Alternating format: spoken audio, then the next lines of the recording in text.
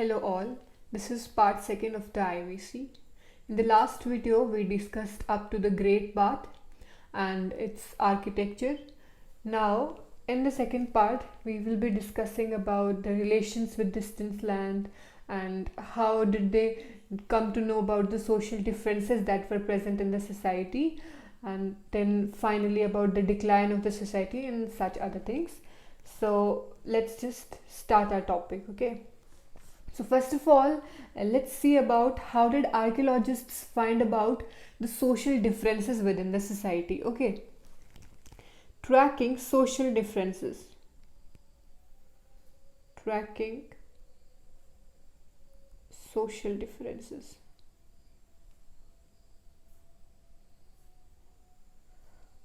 Now in general अगर हम देखते हैं तो सोशल डिफरेंसेस किसी भी इंसान को अगर हम देखेंगे तो उसके लाइफस्टाइल से हमें सोशल डिफरेंसेस का पता चलता है कि उसकी ड्रेसिंग कैसी है, वो क्या खा रहा है, क्या पहन रहा है, किस गाड़ी में आ जा रहा है, उसका घर कैसा है एंड ऑल दोज थिंग्स.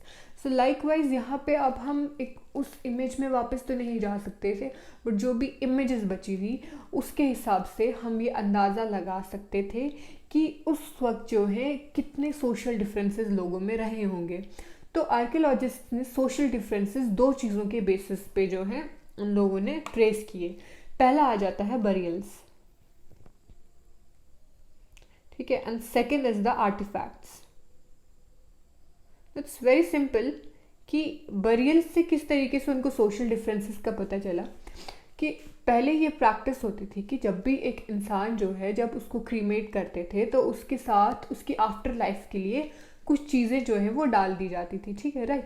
तो कुछ जगहों पे देखा गया कि कहीं पे जो सामान रखा है वो थोड़ा ज़्यादा है, कुछ बेहतर है, और कहीं पे नॉर्मल वही छोटे मोटे जो बर्तन हैं बस वो प्लेट कप और वो सब रखा हुआ है.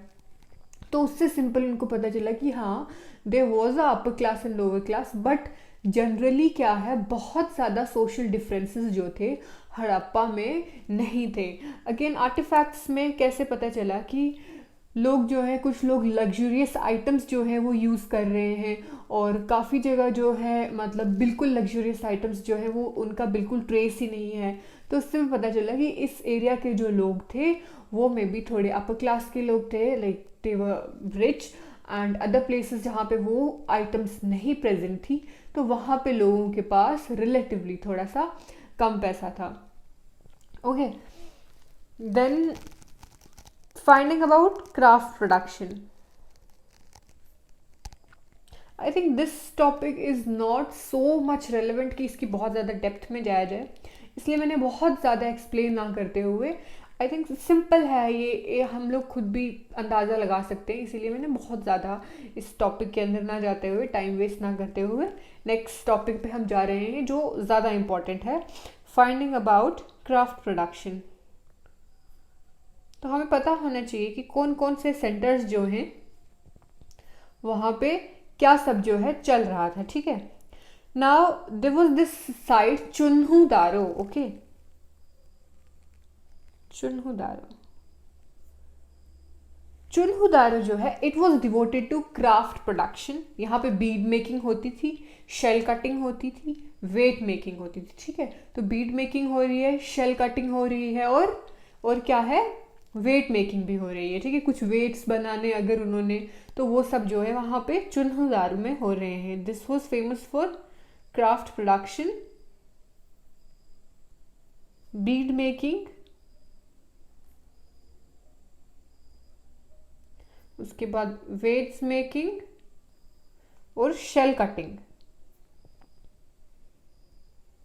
This was a major centre for craft production, ठीक है. नाउ नागेश्वर एंड बालाकोट जो थे, Nageshwar and Balakot,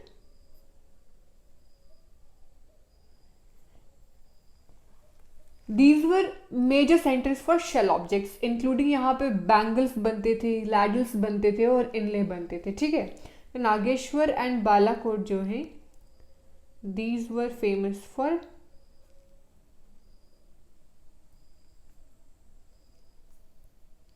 bangle making. Okay, just a second.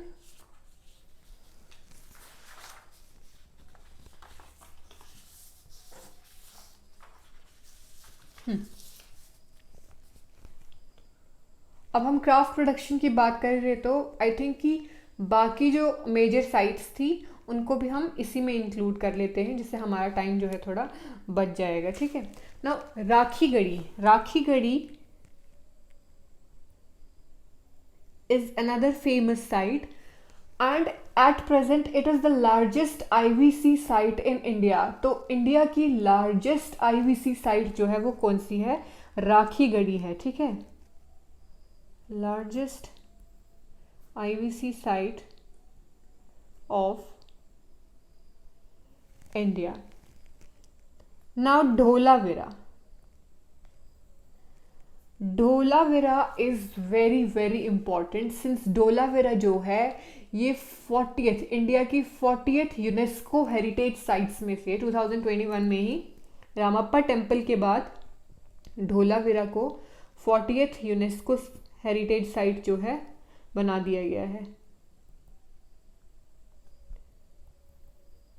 Now Dholavira जो है वो किसके लिए इम्पोर्टेंट था? ठीक है, ढोलावीरा जो है मोस्ट प्रिजर्व जो है इंडिया में अर्बन सेटलमेंट है हड़प्पा की, and it is also the 5th largest metropolitan city of IVC. Okay, then series of reservoirs were also found here, और यहाँ पे डबल स्टोरी और ट्रिपल स्टोरी बिल्डिंग्स जो हैं उनका भी जो है ट्रेस मिला है.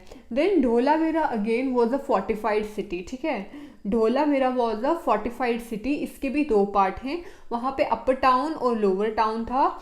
यहाँ पे भी उसी तरीके से इनका लोअर टाउन और मिडिल टाउन था. Alright, so if this is Dholavira was divided into 2 parts. One was the walled city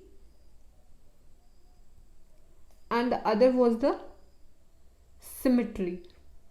ठीक है, it was divided into 2 parts. Now the walled city in itself had the fortified middle and lower town.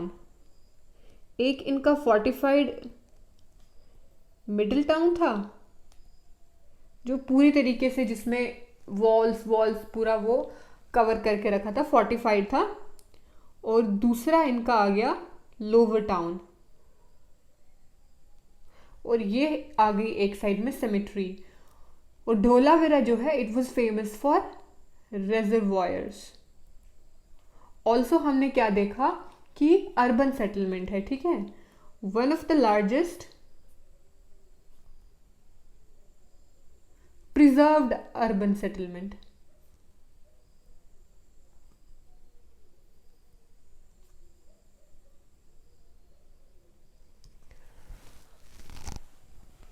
Then come the Rangpur. Now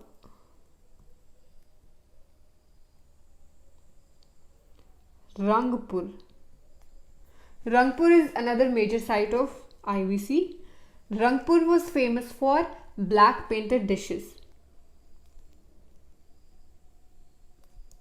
Black painted dishes. तो black colour का paint किए हुए जो बर्तन हैं वो रंगपुर में मिले हैं. ठीक है, तो वो डिस्टिंक्ट बर्तन थे, मतलब they were different from the red coloured okay dishes. Then redware and high neck jars, also redware भी प्रेजेंट था यहाँ पे. See this is also factor of social differences. Black painted dishes जो हैं वो हर जगह कॉमन यूज के लिए नहीं थी. Redware was the common one. एक और चीज साथ में यहाँ पे क्या है, high necked jars. High neck jars की जो है ये पॉसिबली माना जाता है कि अल्कोहल को एक्सपोर्ट करने के लिए यूज किया जाता था. ठीक है, हाई नेक्ड जार एक्सपोर्ट करने के लिए, स्टोर करने के लिए और व्हाटएवर. और उसके बाद नेक्स्ट हमारी साइट है Lothal. Now again, Lothal is a very important site which is a dockyard place. Okay, it was a dockyard. Also, 2014 में इसको नॉमिनेट किया गया था यूनेस्को द्वारा हेरिटेज साइट में, बट ये फिर फाइनल नहीं हुआ, ये अभी भी उनकी टेंटेटिव जो है नॉमिनेटेड लिस्ट में है, ठीक है। 2014 में nominated for UNESCO heritage site. Then what else?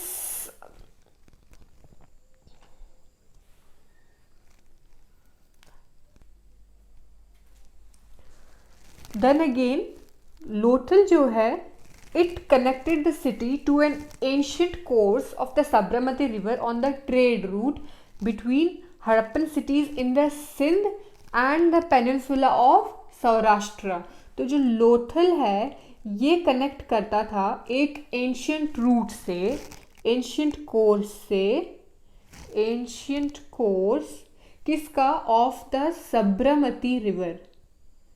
Sabarmati river जो है उसका एक एंशियंट कोर्स था, ये सिटी को कनेक्ट करता था ऑन द ट्रेड रूट। किसके साथ? जो ट्रेड रूट था बिटवीन किसके?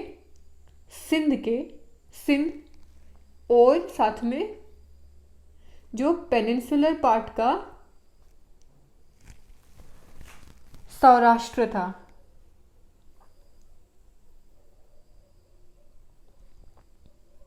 तो बेसिकली लोथल जो है वो क्या था? एक डॉकयार्ड सिटी थी जो ट्रेड रूट के कनेक्शंस में हेल्प करती थी, यानी कि ट्रेड को बढ़ाने में हेल्प किया करती थी। तो यहाँ से large number of import and export जो है वो दोनों होते होंगे।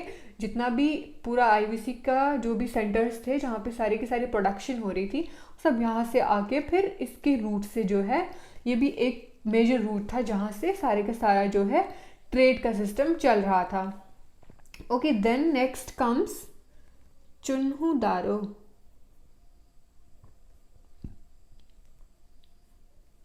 आई provide you with the map जिसपे इन सब साइट्स की जो है लोकेशन दे रखी है। Okay, now Chanhu Daro was famous for bead making.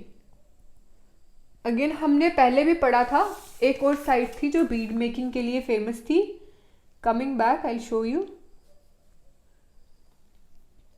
Okay, we already did Chanhu Daro, so sorry I forgot about that. एक और इंटरेस्टिंग बात है, इंटरेस्टिंगली चुन्हू दारो में फुटप्रिंट्स भी डिस्कवर हुए हैं। Footprints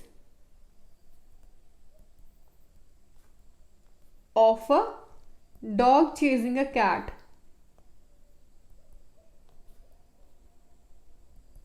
so how interesting it is, इतने सालों के बाद एक फुटप्रिंट डिस्कवर हो रहा है जिसमें एक डॉग जो है वो कैट को चेज कर रहा है। This was also found in Chanhu Daro. Now only a few important sites are left. Let's see Kalibangan. Bangan means bangles, so easy to remember कि कालीबांगन में जो है बैंगल मेकिंग जो है इंडस्ट्री थी, ठीक है। Kalibangan was known for bangle making. Also well studying about the agricultural techniques, हमने देखा था कि कालीबांगन में जो है प्लोड फील्ड्स भी जो है वो मिले थे। Bangle making and प्लोड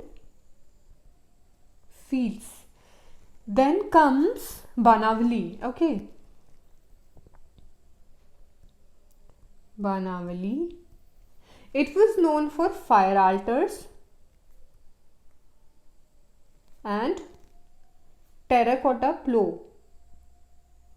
Again, if you remember, हमने लास्ट वीडियो में पढ़ा था कि प्लो जो है वो यूज़ होता था, ऑक्सिन जो है वॉज यूज फॉर प्लोइंग। और प्लो का हमें किस तरीके से पता चला कि प्लो यूज़ हो रहा है, उसके हमें टेराकोटा मॉडल्स जो है वो मिले थे। तो जो टेराकोटा मॉडल्स हमें प्लो के मिले थे वो कहाँ पे मिले हैं? बनावली में, हरियाणा में। Fire altar, present day Haryana. Fire altars and terracotta models of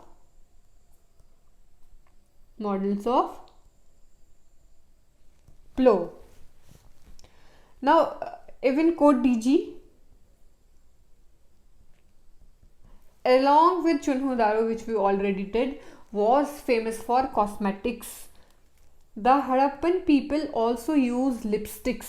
They even used lipsticks. तो जो लिपस्टिक प्रोडक्शन है वो कोट डीजी में और चुन्हुदारो में जो है वो होता था. Lipstick, then toys, all these things, these were processed in Court DG. These were some of the famous IVC sites जहाँ पे अलग अलग चीज़ों की जो क्या है प्रोडक्शन हो रही है.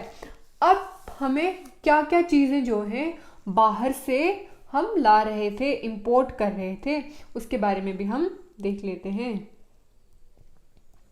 Materials from the sub continent and beyond. सब कॉन्टिनेंट, इंडियन सब कॉन्टिनेंट की किस पार्ट से हम क्या क्या चीज़ ला रहे थे एंड बाहर की कौन कौन सी जगह थी जहाँ से हम क्या चीज़ ला रहे थे. Okay, materials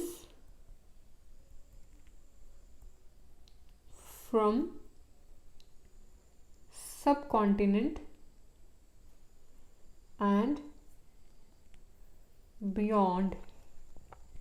first of all Shortugai हमने कहाँ पे पढ़ा था पहले कि शॉर्टुगाई में जो है कैनाल्स डिस्कवर हुए थे. ओके, सो शॉर्टुगाई जो है which is in Afghanistan, it was the best source for lapis lazuli. What is lapis lazuli? Lapis lazuli was a precious stone, blue color precious stone. Okay, so शॉर्टुगाई जो है यहाँ से क्या हम ला रहे थे, सिंस ये सब कॉन्टिनेंट में ही आ रहा है, तो शॉर्टुगाई जो है वो फेमस सोर्स था, famous source for lapis lazuli जो एक प्रेशियस स्टोन था. Okay, now Nageshwar and Balakot. Nageshwar and Balakot, since these were the coastal cities, इस समुंदर के पास थी, तो यहाँ पे इनको क्या मिलती थी, शेल्स, हैड शेल्स. तो नागेश्वर और बालाकोट से जो शेल्स हैं वो फेच की जाती थी. लोथल जो है, लोथल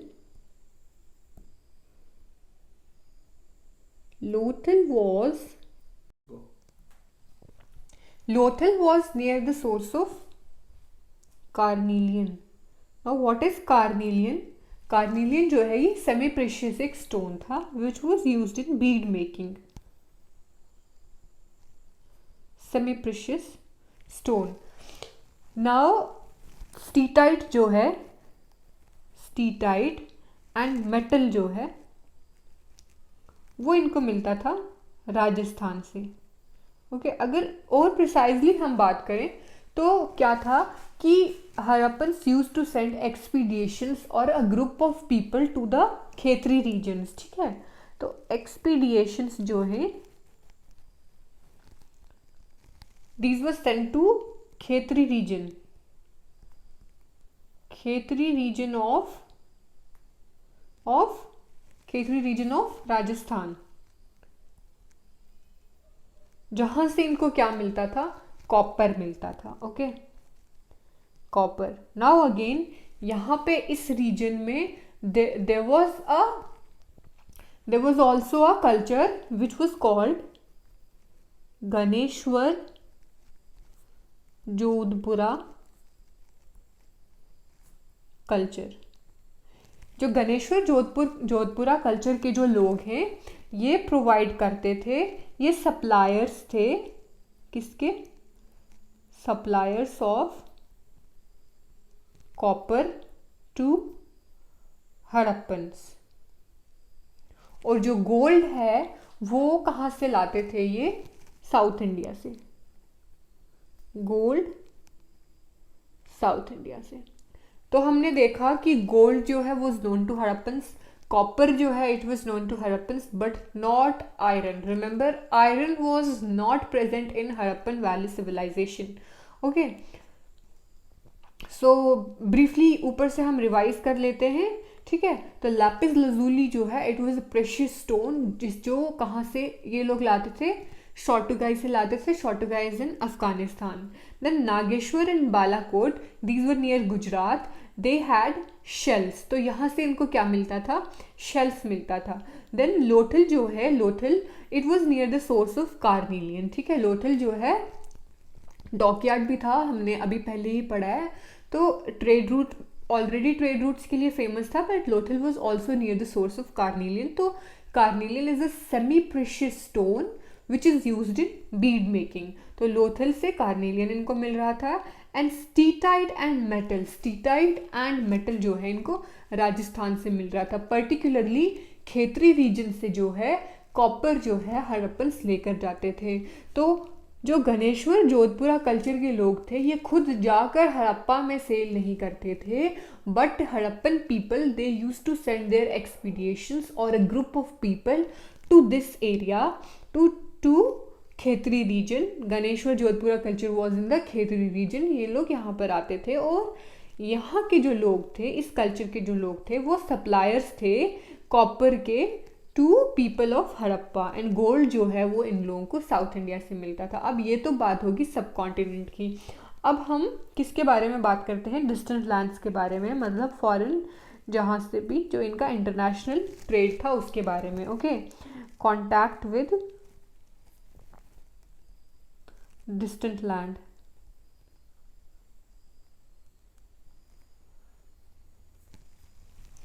कॉपर जो है खेतरी रीजन के साथ साथ ओमान से इंपोर्ट होता था।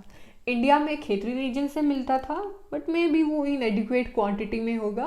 तो Harappan people also use to import copper from Oman, ठीक है।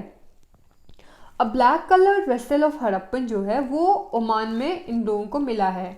तो मे बी ये लोग उस वक्त बार्टर सिस्टम जो है उसको फॉलो करते होंगे।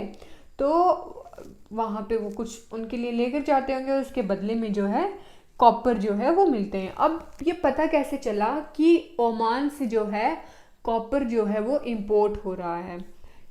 जो ट्रेसेस ऑफ निकल हैं वो फाउंड हुए हैं कॉपर में दोनों ही जगह पे, मतलब same amount, same quantity, same तरीके के जो ट्रेसेस हैं वो मिले हैं कहाँ पे, ओमान में भी और हड़प्पन साइट्स में भी। तो इससे ये पता चल गया कि जो कॉपर है वो ओमान से इंपोर्ट हो रहा था। और साथ में ही ब्लैक क्ले वेसल्स जो हैं हड़प्पन्स के वो कहाँ पे मिले हैं, ओमान में मिले हैं। तो वो चीज़ क्या है, कंफर्म करती है इस बात को कि हड़प्पन्स जो हैं उनकी प्रेजेंस जो है वो ओमान में थी। और इस बात को डिड्यूस किया गया है लास्ट में कि ये लोग जो हैं मे बी बार्टर सिस्टम को यूज़ करते थे अपने गुड्स एक्सचेंज करने के लिए, कॉपर के बदले में उन ब्लैक क्ले वेसल्स में ये लोग कुछ एक्सचेंज में उनको देते थे, ठीक है। यहाँ पे ब्लैक क्ले वेसल्स भी मिले हैं। Coming to the next region, Mesopotamia.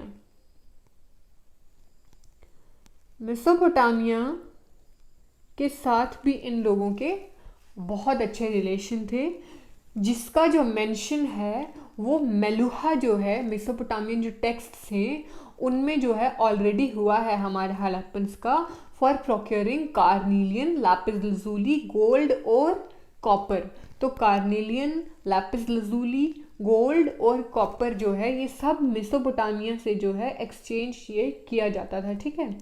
Carnelian, gold,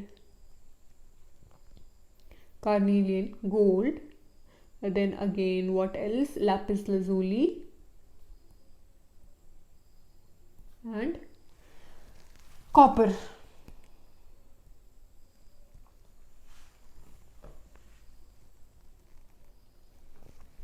जो सील्स एंड सीलिंग्स थी वो यहाँ पे भी मिली गई हैं। एक तो इन लोगों की स्क्रिप्ट में जो है वहाँ से भी हमें पता चला, जब उनकी स्क्रिप्ट डिसाइफर हुई तो वहाँ से जो मेलुहा है उनकी कोई जो राइटिंग होगी, उनका कुछ होगा, कोई बुक है, उसमें इन लोगों को पता चला कि मेंशन था हड़प्पन्स का ट्रेड जो है इन सब चीज़ों में। और साथ में यहाँ पे इन लोगों को क्या मिली है, सील्स मिली हैं और सीलिंग्स मिली हैं जो यूज़ होती थी गुड को ट्रांसपोर्ट करने में। तो अगर वो सील्स इंटैक्ट होती थी तो दैट मीन्स कि आपका सामान जो है वो सेफ पहुंचा है, और इन केस अगर वो सील्स जो है वो डैमेज्ड हैं तो इसका मतलब है कि आपके सामान के साथ छेड़खानी हुई है रास्ते में। तो this was all about what, relation with distant land. Now let's come to the next point, which is about the script. क्योंकि जो हड़प्पन सिविलाइजेशन है वो प्रोटो हिस्ट्री में आती है इन द सेंस कि वहाँ पर रिटन रिकॉर्ड है तो सही, बट इट इज़ अनडिसाइफर्ड। तो जो स्क्रिप्ट थी हड़प्पन कल्चर की वो अभी तक क्या है, अनडिसाइफर्ड रही है। But near about 375 to 400 signs जो हैं इन लोगों को मिले हैं, and the script of the Harappan culture was written from right to left. तो जिस तरीके से उर्दू अराबिक लिखी जाती है उसी तरीके से जो हड़प्पन स्क्रिप्ट है वो भी लिखी जाती थी। Okay, now let's come to the last part, which is the end of the civilization. तो इतनी बेहतरीन सिविलाइजेशन, इतनी बड़ी सिविलाइजेशन, इतनी डेवलप्ड सिविलाइजेशन ख़त्म किस तरीके से हो गई? The end of civilization. Now, although there have been many theories about how this civilization ended, but there is no such theory, there is no such theory जो ये बता सके कि हाउ एग्जैक्टली किस तरीके से और पूरे यकीन के साथ इस चीज़ को प्रूव कर सके कि हाउ इट एंडेड। तो ऐसी कोई भी थ्योरी जो है नहीं है, इसलिए इस बात पे कोई ये नहीं हम कह सकते कि एग्जैक्टली कैसे ख़त्म हुआ, but there are different theories जो हम पढ़ते हैं कि मे बी ये रीज़न हो सकता है और मे बी ये रीज़न हो सकता है। ठीक है, by the end of 1800 BCE जितनी भी मेच्योर हड़प्पन साइट्स थी, जैसे चोलिस्तान है, ये सब जो है ये अबैंडन हो चुकी थी, लोग इनको छोड़कर जा चुके थे। मेच्योर हड़प्पन साइट्स वर अबैंडन्ड। ठीक है, 1800 तक। ऑल्सो एक्सपेंशन ऑफ पॉपुलेशन जो है वो नई सेटलमेंट्स में अब हो गया था। ठीक है, तो लोग अब जो है वहाँ से शिफ्ट करके दूसरी जगह जा रहे थे। कहाँ पर? प्लेन्स की तरफ। ठीक है, अब ऐसा क्यों हुआ, इसकी जो है एक थ्योरी है।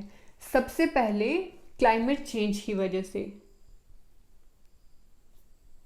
क्लाइमेट चेंज की वजह से according to one such theory climate change हुआ, जिसकी वजह से क्या हो गया कि मे बी जो रिवर का कोर्स था वो चेंज हो गया, रिवर ड्राई अप हो गई।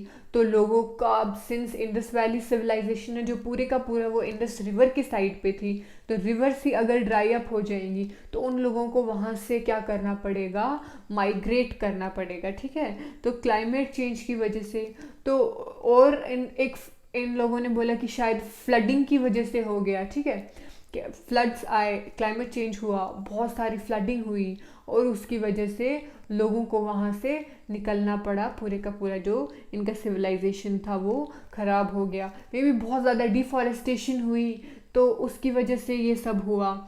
ठीक है, रिवर्स जो हैं वो ड्राई अप हो गए।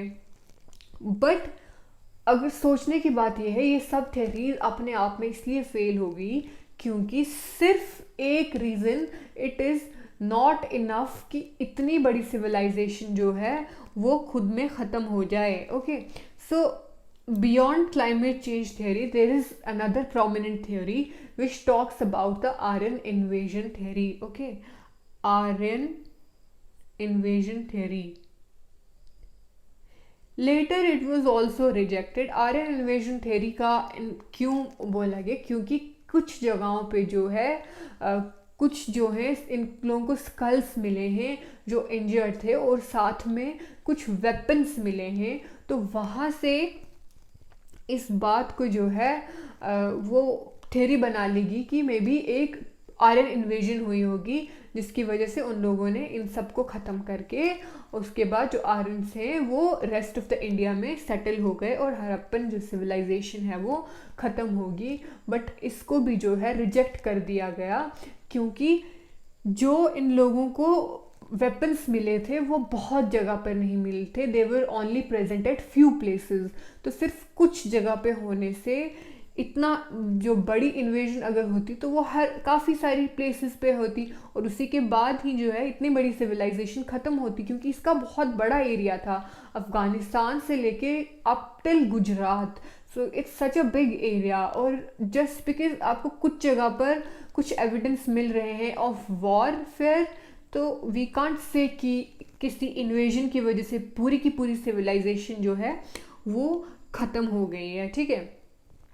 सो अभी तक भी पूरे तरीके से ये नहीं बताया जा सकता कि एग्जैक्टली किस वजह से जो आईवीसी है इसका डिक्लाइन हुआ और ये ख़त्म हो गई, और ये हमारी हिस्ट्री में एक दबी हुई, जो जिसको हम कह सकते हैं परत की तरह रह गई। फाइनली जो चीज़ हमें मे बी स्टार्टिंग में पढ़नी चाहिए थी वो हम लास्ट में देख रहे हैं कि इसकी डिस्कवरी जो है वो किस तरीके से हुई। तो first of all let me tell you कि 1871 में जब सबसे पहले कनिंघम को ये जो है रिस्पॉन्सिबिलिटी मिली थी एक्सकेवेशंस की, तो उससे जो है जो आईवीसी है वो इसलिए मिस होगी क्योंकि अकॉर्डिंग टू हिज टाइमलाइन जो इंडियन हिस्ट्री है वो गंगा के प्लेन से स्टार्ट हो रही है, मतलब वैदिक लाइफ से स्टार्ट हो रही है। बट ऐसा तो नहीं था, हमारी जो हिस्ट्री है प्रोटो हिस्ट्री एग्जैक्टली आईवीसी से स्टार्ट हो रही है, तो ही missed it completely. Then again जब 1922 में जॉन मार्शल के अंडर आर.डी. बनर्जी ने एक्सकेवेट किया, ठीक है, आर.डी. बनर्जी ने मोहनजोदारो को एक्सकेवेट किया, और उससे पहले इवन उससे पहले 1921 में दयाराम साहनी ने हड़प्पा को डिस्कवर किया। तो वहाँ से हमें पता चला कि we have a glorious past in the name of Indus valley civilisation. So in 1921 Dayaram Sahni excavated Mohenjo-daro. Then again in the next year itself, R.D. Banerjee, Rakhil Das Banerjee excavated Harappa under John Marshall. Now there was a big mistake done by John Marshall. John Marshall जो थे इन्होंने पूरे के पूरे area को uniformly जो है वो मेजर किया। एज अ रिजल्ट क्या है कि जो वैल्यूएबल इंफॉर्मेशन थी वो मिस हो गई। इन्होंने क्या किया कि जो स्ट्रेटोग्राफी है, मतलब different layers of the earth, उसको कोई इम्पोर्टेंस नहीं दी, रैदर ही सिंपली मेजर्ड एवरीथिंग यूनिफॉर्मली। एक जगह पर अगर कोई चीज़ मिल रही है तो उसको वहीं देखा ही नहीं कि, क्योंकि जाहिर सी बात है जो जितनी ऊपर जो चीज़ मिल रही है वो उतनी नहीं होगी, और जितनी नीचे जो चीज़ मिल रही है वो उतनी पुरानी होगी।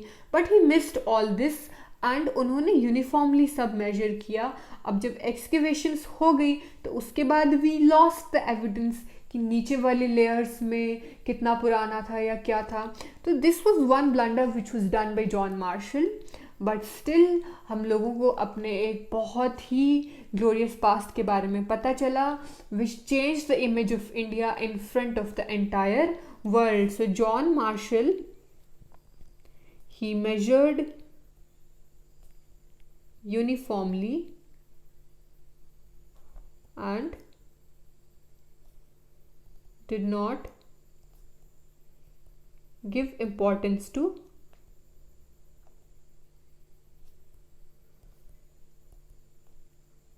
stratigraphy, hence lost important information. So that's all for the video.